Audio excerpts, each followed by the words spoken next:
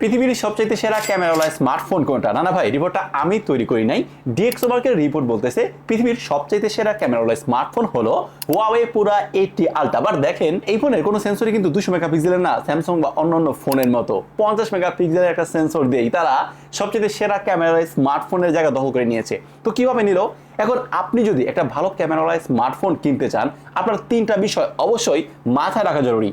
কি কি?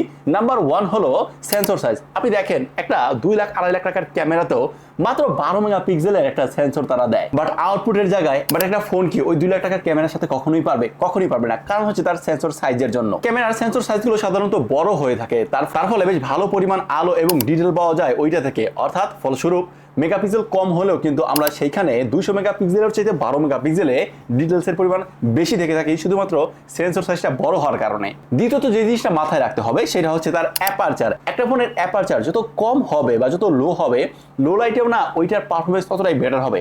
আপনি দেখতে পারবেন ক্যামেরার পাশে লেখা থাকে 1.4, 1.8 বা 2.8।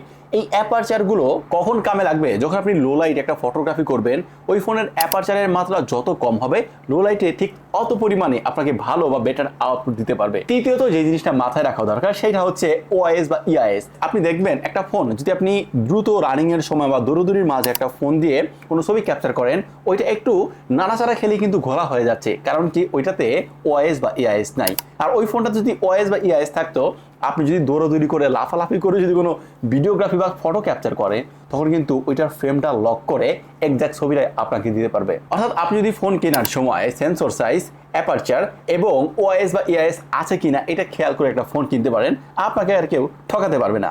এরকম ভিডিও আরো পেতে চাইলে সাবস্ক্রাইব।